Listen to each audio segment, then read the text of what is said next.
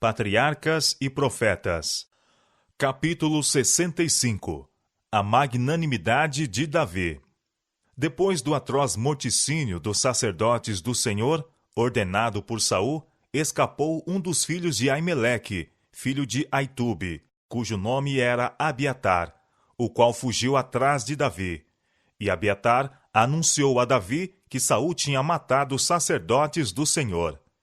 Então Davi disse a Abiatar: Bem sabia eu naquele dia que, estando ali Doeg, o idumeu, não deixaria de o denunciar a Saul.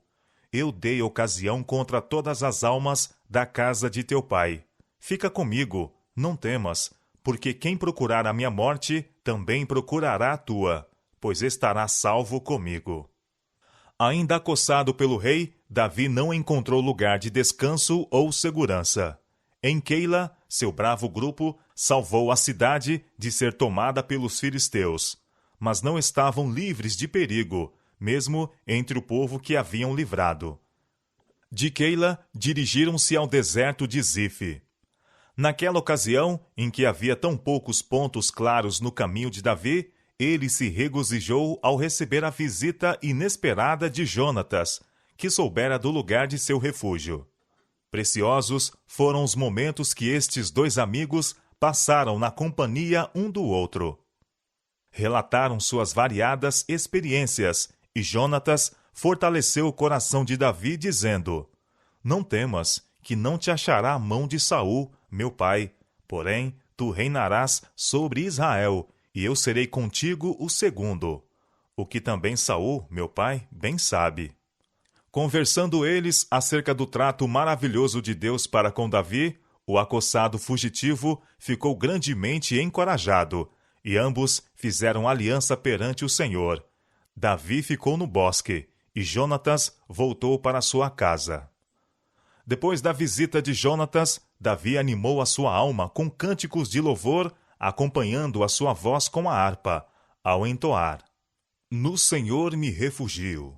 Como dizes, pois, a minha alma? Foge como pássaro para o teu monte. Porque eis que aí os ímpios armam o arco.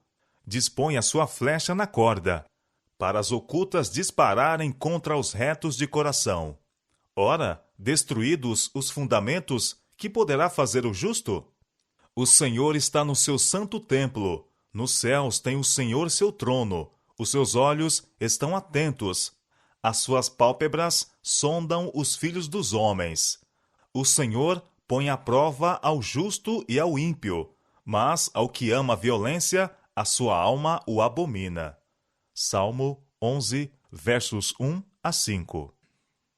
Os zifeus, para cujas regiões ermas Davi fora de Keila, enviaram uma comunicação a Saul em Gibeá, de que sabiam onde Davi se encontrava escondido, e de que guiariam o rei ao seu retiro. Davi, porém, avisado das intenções deles, mudou sua posição, procurando refúgio nas montanhas que ficavam entre Maom e o Mar Morto. Foi de novo enviada comunicação a Saul: Eis que Davi está no deserto de En-Gede. Então tomou Saul 3.000 homens, escolhidos entre todo Israel, e foi à busca de Davi e de seus homens, até aos cumes das penhas das cabras monteses. Davi tinha apenas 600 homens em sua companhia, ao passo que Saul avançava contra ele com um exército de 3.000. Em uma caverna isolada, o filho de Jessé e seus homens aguardavam a direção de Deus quanto ao que deveria fazer-se. Estando Saul fazendo a ascensão das montanhas, desviou-se para um lado e entrou, sozinho, na mesma caverna em que Davi e seu grupo estavam escondidos. Quando os homens de Davi viram isto, insistiram com seu chefe para que matasse Saul. O fato de que o rei estava agora em seu poder era por eles interpretado como prova certa de que Deus mesmo entregara o inimigo em suas mãos, para que pudessem destruí-lo. Davi foi tentado a assumir esta opinião a tal respeito, mas a voz da consciência falou-lhe, dizendo: Não toques no ungido do Senhor. Os homens de Davi ainda não estavam dispostos a deixar Saul em paz, e lembraram ao seu comandante as palavras de Deus. Eis que te dou o teu inimigo nas tuas mãos, e far-lhe-ás como te parecer bem aos teus olhos.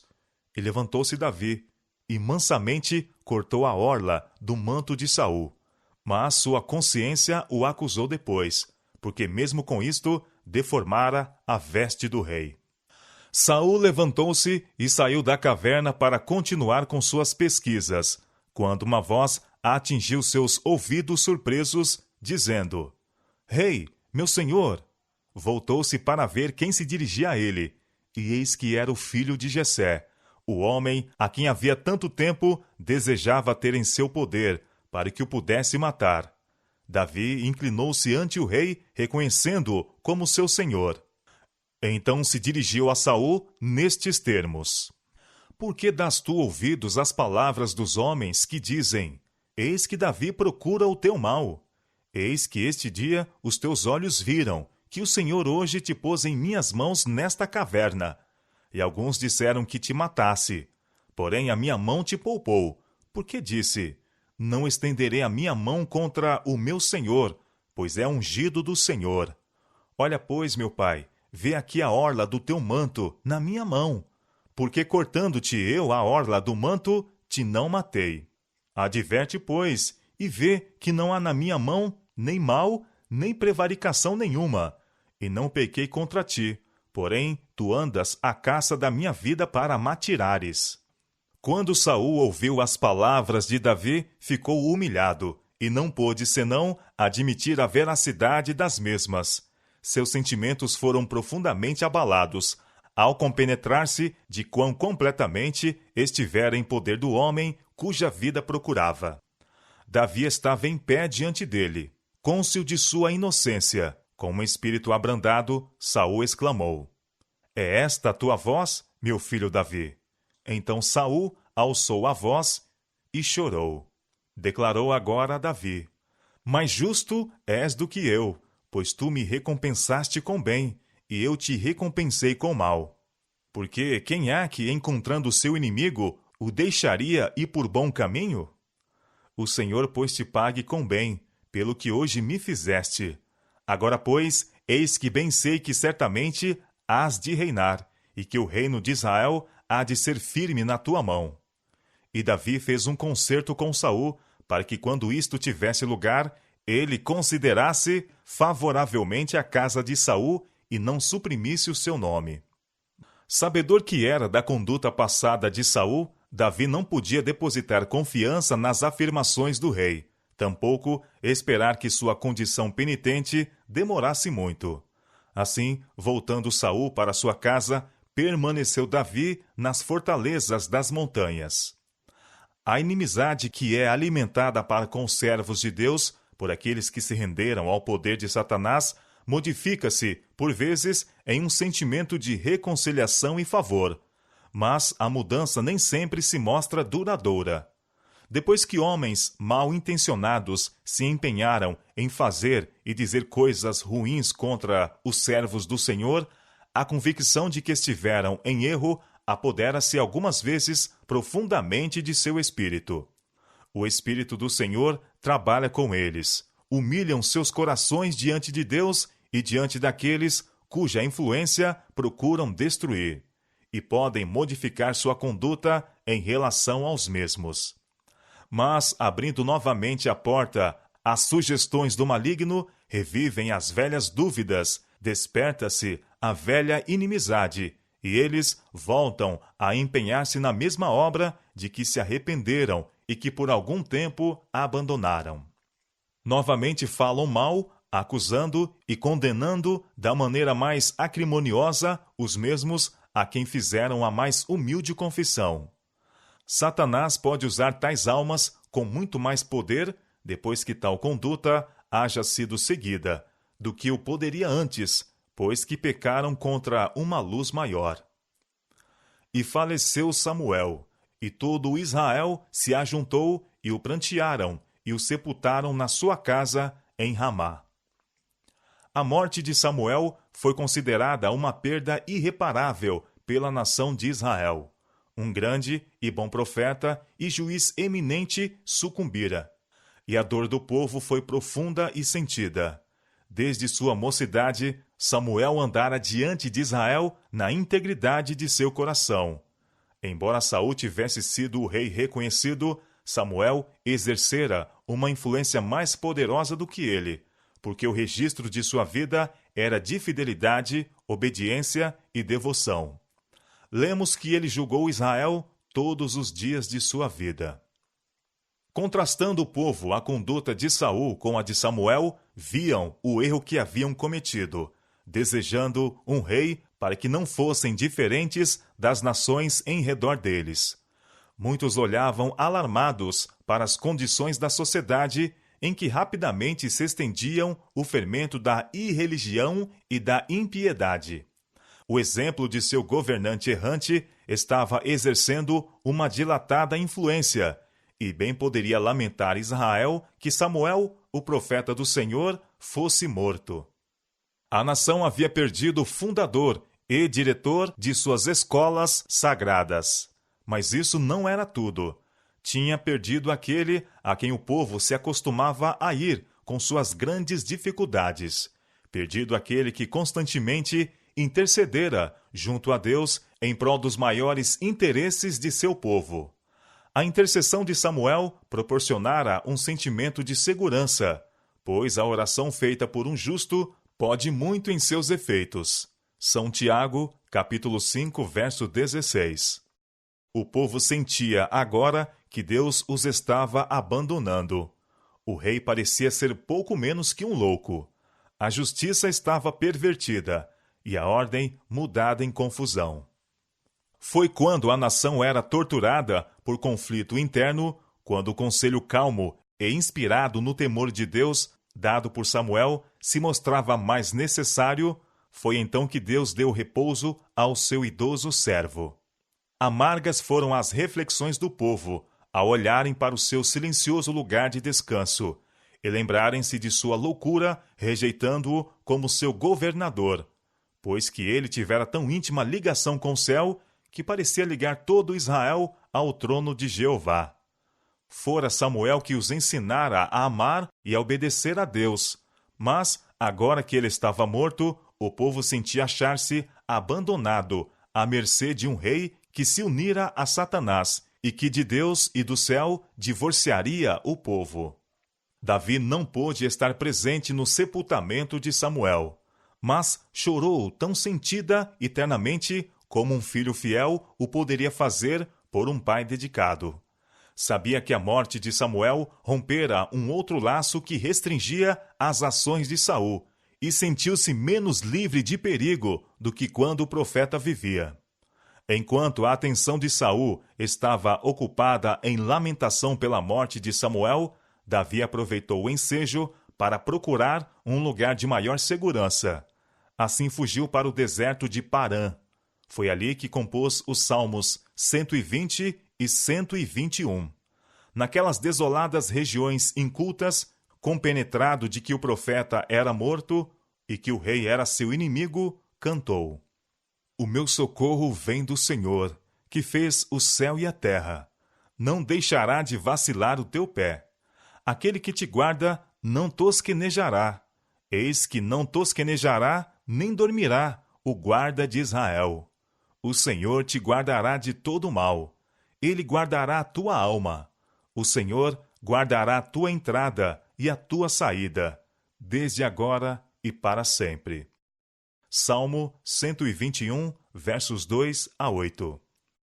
Enquanto Davi e seus homens se encontravam no deserto de Parã, protegeram, contra as depredações dos saqueadores, os rebanhos e gado de um homem rico chamado Nabal, que tinha vastas posses naquela região.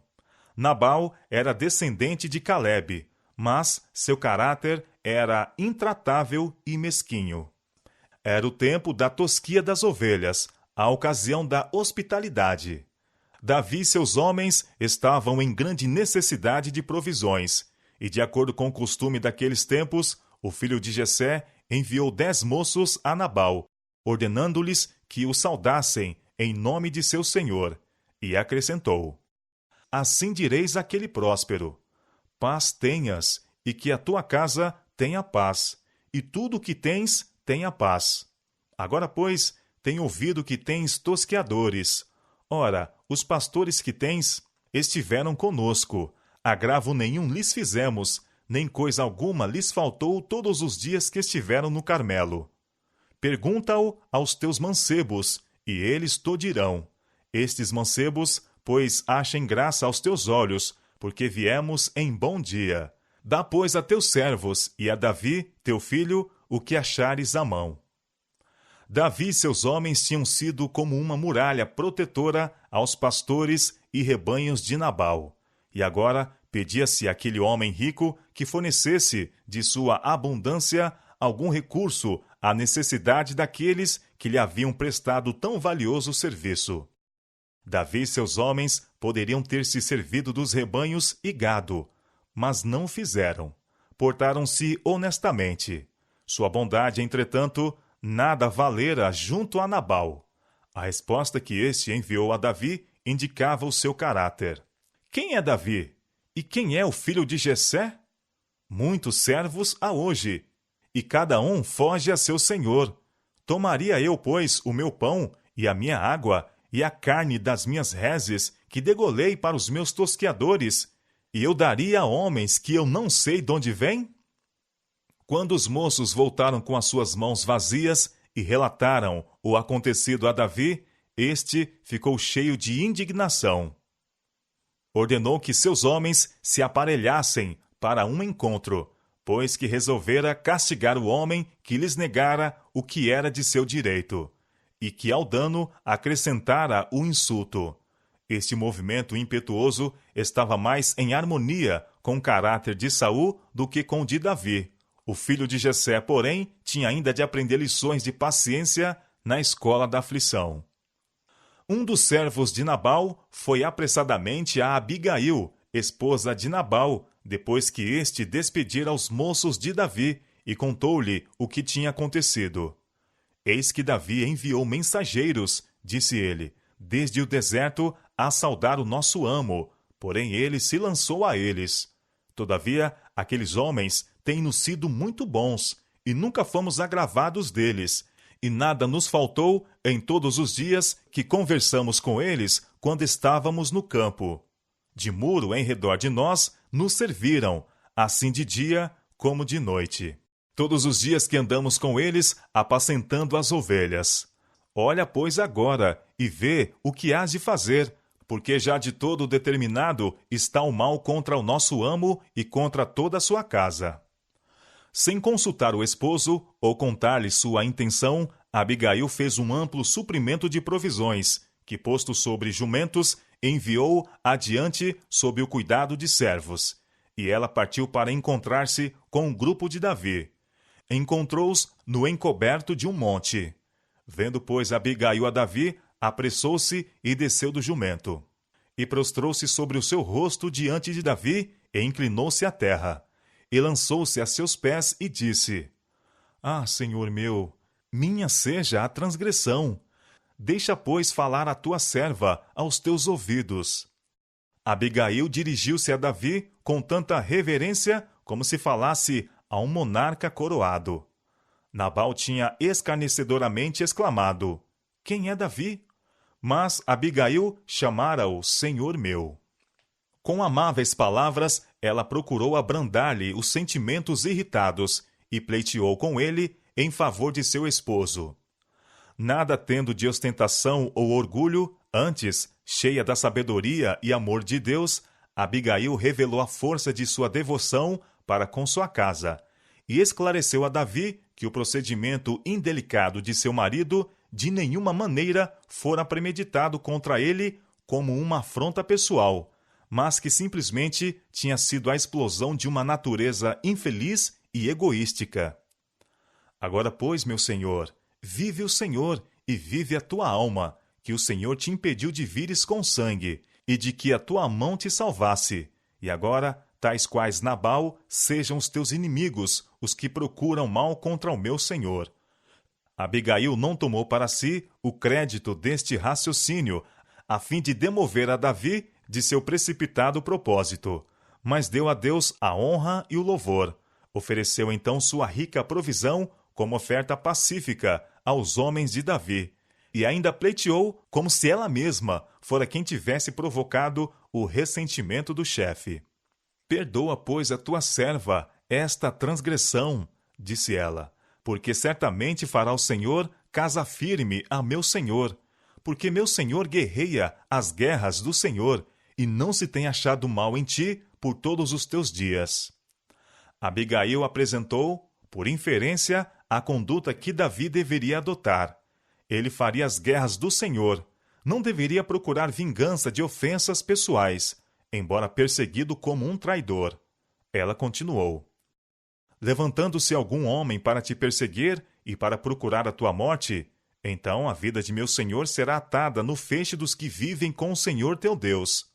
Há de ser que, usando o Senhor com o meu senhor, conforme a todo o bem que já tem dito de ti, e te tiver estabelecido chefe sobre Israel, então meu senhor não te será por tropeço, nem por pesar no coração o sangue que sem causa derramaste, nem tampouco o haver-se salvado meu senhor a si mesmo.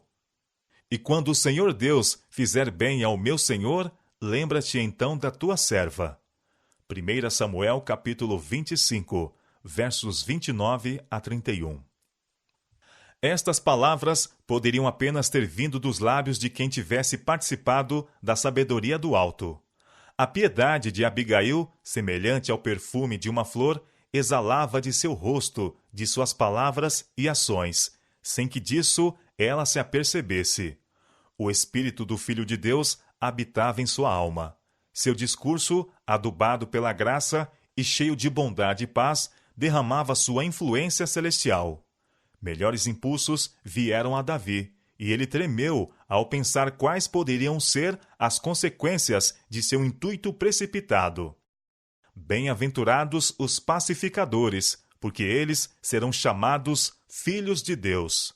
São Mateus, capítulo 5, verso 9. Oxalá houvesse muitos outros como esta mulher de Israel, que abrandassem os sentimentos irritados, obstassem impulsos temerários e com palavras de calma e bem dirigida sabedoria aplacassem grandes males. Uma vida cristã consagrada está sempre a derramar luz, consolação e paz. Caracteriza-se pela pureza, tato, simplicidade e utilidade. É dirigida por aquele amor abnegado que santifica a influência. Está repleta de Cristo e deixa um rastro de luz onde quer que seu possuidor vá. Abigail tinha sabedoria para reprovar e aconselhar. A paixão de Davi esvaiu-se sob o poder de sua influência e raciocínio. Ele ficou convicto de que assumira uma conduta imprudente e perdera o domínio de seu próprio espírito. Com humilde coração, recebeu a repreensão em conformidade com suas próprias palavras. Fira-me o justo, será isso uma benignidade. E repreenda-me, será um excelente óleo. Salmo 141, verso 5. Ele deu graças e louvores porque ela o aconselhara retamente. Muitos há que, quando reprovados, julgam ser dignos de elogio se recebem a repreensão sem se tornarem impacientes. Mas quão poucos recebem a reprovação com coração grato e abençoam aqueles que os procuram salvar de seguirem por um mau caminho. Quando Abigail voltou para casa, encontrou Nabal e seus hóspedes em gozo de um grande banquete que tinham convertido em cenas de orgia e embriaguez. Não foi senão na manhã seguinte que ela relatou a seu esposo o que ocorrera em sua entrevista com Davi. Nabal era de ânimo covarde, e quando se compenetrou de quão perto de uma morte súbita o havia trazido à sua loucura, pareceu-se achar-se atacado de paralisia. Receoso de que Davi ainda prosseguisse com seus intuitos de vingança, encheu-se ele de terror e prostrou-se em uma condição de irremediável insensibilidade. 10 dias depois, morreu. A vida que Deus lhe dera tinha sido apenas uma maldição para o mundo. Em meio a seu regozijo e alegria, Deus lhe dissera, como disse ao homem rico da parábola: esta noite te pedirão a tua alma. São Lucas, capítulo 12, verso 20. Davi, mais tarde, desposou Abigail. Já era marido de uma mulher, mas o costume das nações de seu tempo tinha-lhe pervertido o discernimento, influenciando-o em suas ações. Mesmo grandes homens e bons têm errado, seguindo os costumes do mundo. O amargo resultado de desposar muitas mulheres foi dolorosamente sentido durante toda a vida de Davi. Depois da morte de Samuel, Davi ficou em paz por alguns meses.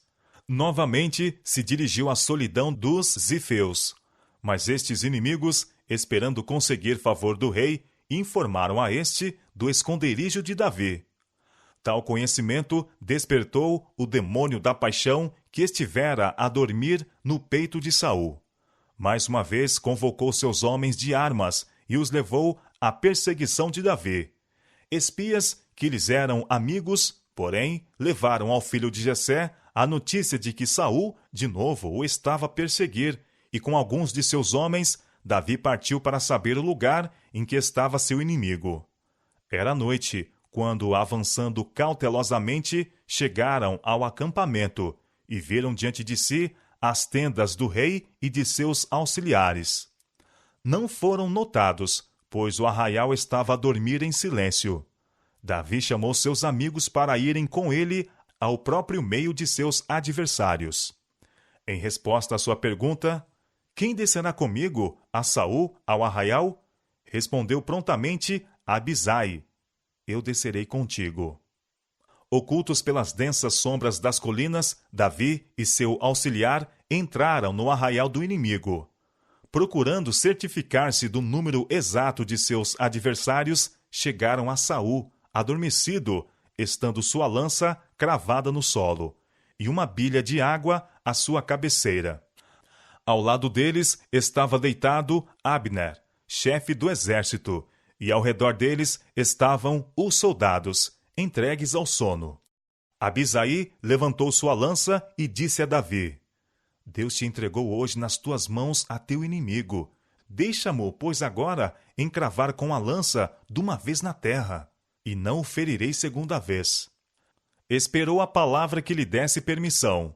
Caíram, porém, em seus ouvidos estas palavras cochichadas: nenhum dano lhe faças, porque quem estendeu a sua mão contra o ungido do Senhor e ficou inocente? Vive o Senhor, que o Senhor o ferirá, ou seu dia chegará em que morra, ou descerá para a batalha e perecerá. O Senhor me guarde de que eu estenda a mão contra o ungido do Senhor. Agora, porém, toma a lança que está à sua cabeceira e a bilha, e vamo-nos. Tomou, pois, Davi a lança e a bilha da água da cabeceira de Saul, e foram-se. E ninguém houve que o visse, nem que o advertisse, nem que acordasse, porque todos estavam dormindo, pois havia caído sobre eles um profundo sono do Senhor. Quão facilmente o Senhor pode enfraquecer o mais forte, remover a prudência dos prudentes e zombar da perícia do mais atento. Quando Davi se encontrou a uma distância do acampamento que o punha fora de perigo, pôs-se em pé no cimo de uma colina, e clamou com grande voz ao povo e a Abner, dizendo: Porventura não és varão? E quem há em Israel como tu? Por que, pois, não guardaste tu o rei teu senhor? Porque um do povo veio para destruir o rei teu senhor. Não é bom isto que fizeste. Vive o Senhor, que sois dignos de morte. Vós que não guardastes a vosso senhor, o ungido do Senhor. Vede, pois, agora onde está a lança do rei e a bilha da água que tinha a sua cabeceira. Então conheceu Saul a voz de Davi e disse: Não é esta a tua voz, meu filho Davi? E disse Davi: Minha voz é, ó rei, meu senhor. Disse mais: Por que persegue meu senhor assim o seu servo? Pois que fiz eu? E que maldade se acha nas minhas mãos? Ouve, pois, agora, te rogo, rei meu senhor, as palavras de teu servo. De novo caiu dos lábios do rei o reconhecimento. Pequei. Volta, meu filho Davi, porque não mandarei fazer-te mal. porque hoje foi preciosa a minha vida aos teus olhos. Eis que procedi loucamente, e errei grandissimamente. Davi então respondeu, e disse, Eis aqui a lança do rei, passa cá um dos mancebos, e leve-a. Embora Saul fizesse a promessa, não mais te farei mal, Davi não se pôs sob o seu poder. Este segundo exemplo do respeito de Davi pela vida de seu soberano produziu impressão ainda mais profunda no espírito de Saul e alcançou dele um reconhecimento mais humilde de sua falta. Ficou admirado e vencido com tal manifestação de bondade. Despedindo-se de Davi, Saul exclamou, Bendito sejas tu, meu filho Davi, pois grandes coisas farás e também prevalecerás. Mas o filho de Jessé não tinha esperança que o rei continuasse muito tempo nesta disposição de espírito. Davi não esperava uma reconciliação com Saul. Parecia inevitável que finalmente ele tombasse como vítima da malícia do rei, e resolveu de novo buscar refúgio na terra dos filisteus. Com os 600 homens sob o seu comando, passou-se para Aquis, rei de Gate. A conclusão de Davi de que Saul certamente cumpriria seu intuito assassino foi formulada sem o conselho de Deus. Mesmo quando Saul estava tramando e procurando levar a efeito a sua destruição, o Senhor agia com o fim de assegurar a Davi o reino. Deus efetua seus planos, embora aos olhos humanos estejam velados em mistério. Os homens não podem compreender os caminhos de Deus, e olhando as aparências, interpretam os transes, provações e experiências que Deus permite que venham sobre eles, como coisas que contra eles são, e que apenas farão a sua ruína. Assim Davi olhava para as aparências, e não para as promessas de Deus. Duvidava que algum dia viesse a ocupar o trono. Lhe tinham cansado a fé e exaurido a paciência. O Senhor não mandou Davi à busca de proteção aos filisteus, os piores adversários de Israel. Esta nação, precisamente, estaria entre seus piores inimigos até ao fim, e, no entanto, fugira para eles à procura de auxílio em seu tempo de necessidade. Tendo perdido toda a confiança em Saul e nos que o serviam, lançou-se à mercê dos inimigos de seu povo. Davi era um bravo general e tinha se mostrado guerreiro prudente e bem-sucedido, mas estava a agir diretamente contra seus próprios interesses quando foi aos filisteus. Deus o havia designado para levantar seu estandarte na terra de Judá, e foi a falta de fé que o levou a abandonar seu posto de dever sem ordem da parte do Senhor. Deus foi desonrado pela incredulidade de Davi. Os filisteus tinham temido a Davi mais do que a Saul e seus exércitos, e colocando-se sob a proteção dos filisteus, Davi patenteara-lhes a fraqueza de seu povo. Destarte, ele animou esses implacáveis adversários a oprimirem Israel. Davi tinha sido ungido para ficar na defesa do povo de Deus, e o Senhor não queria que seu servo animasse os ímpios, descobrindo-lhes a fraqueza de seu povo, ou dando uma aparência de indiferença pelo bem-estar do mesmo. Ademais, receberam seus irmãos a impressão de que ele fora aos gentios para servirem aos seus deuses. Por meio deste ato, deu motivo a que fossem mal interpretados os seus intuitos, e muitos foram levados a entreter preconceito contra ele.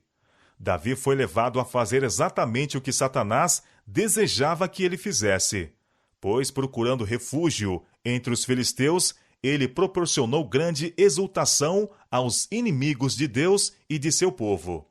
Davi não renunciou ao culto de Deus, nem cessou a devoção para com a sua causa, mas sacrificou a confiança nele pela sua segurança pessoal, e assim deslustrou o caráter reto e fiel que Deus requer que seus servos possuam. Davi foi cordialmente recebido pelo rei dos filisteus. O calor desta recepção foi em parte devido ao fato de que o rei o admirava e em parte ao fato de lisonjear a sua vaidade que um hebreu procurasse sua proteção. Davi sentia-se livre de perigo de traição nos domínios de Aquis. levara sua família, sua casa e suas posses, e o mesmo fizeram seus homens, e segundo toda a aparência, ali chegara ele a fim de fixar-se permanentemente na terra da Filístia. Tudo isto satisfazia a Aques, que prometeu proteger os israelitas fugitivos. Ao pedido feito por Davi para residir no campo, afastado da cidade real, concedeu o rei gentilmente Ziclag em possessão. Davi compenetrara-se de que seria perigoso para si e seus homens estarem sob a influência de idólatras. Em uma cidade inteiramente separada para si, poderia adorar a Deus com mais liberdade do que se ficasse em Gate, onde os ritos pagãos não poderiam deixar de mostrar-se uma fonte de males e incômodos. Enquanto morava naquela cidade isolada, Davi fez guerra aos Gesuritas, aos Gersitas e aos Amalequitas, e a ninguém deixou vivo para levar a notícia a Gate. Quando voltou da batalha, deu a entender a Aques que estivera a guerrear contra os de sua própria nação, os homens de Judá. Por esta dissimulação, ele serviu de meio para fortalecer a mão dos filisteus. Fez-se ele, por certo, aborrecível para com seu povo em Israel, pelo que me será por servo para sempre. Davi sabia que era a vontade de Deus que essas tribos gentílicas fossem destruídas, e sabia estar ele designado para fazer esta obra, mas não andava no conselho de Deus quando praticou o engano. E sucedeu naqueles dias que, juntando os filisteus os seus exércitos para a peleja, para fazer guerra contra Israel, disse Aques a Davi: Sabe de certo que comigo sairás ao arraial, tu e teus homens. Davi não tinha intenções de levantar a mão contra seu povo, mas não estava certo quanto ao que haveria de fazer, até que as circunstâncias indicassem seu dever. Respondeu ao rei evasivamente e disse: Assim saberás tu o que fará o teu servo. Aques compreendeu estas palavras como uma promessa de auxílio na guerra que se aproximava, e comprometeu sua palavra a conferir a Davi grande honra e dar-lhe elevado cargo na corte filisteia. Mas, embora a fé de Davi tivesse vacilado um pouco nas promessas de Deus, ele ainda se lembrou de que Samuel o ungira rei de Israel. Recordou as vitórias que no passado Deus lhe havia dado sobre os seus inimigos. Reviu a grande misericórdia de Deus, guardando-o das mãos de Saul, e resolveu não trair um encargo sagrado. Mesmo que o rei de Israel tivesse procurado tirar-lhe a vida, ele não uniria suas forças com os inimigos de seu povo.